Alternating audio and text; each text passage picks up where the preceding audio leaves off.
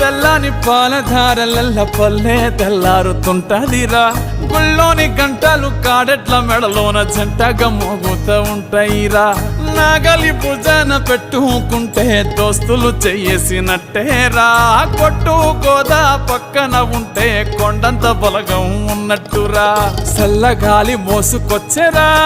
సేను శిలకల ముచ్చట్లు దారి పొడుగు సెట్ల కొమ్మలా రాలుతున్న పూల సప్పట్లు గట్టి మోపులు కాల్వ కట్టులు చెమట సుక్కల్లో తడిసిన ఈ మట్టి గంధాల పల్లెటూరు దీని తీరే అమ్మ తీరు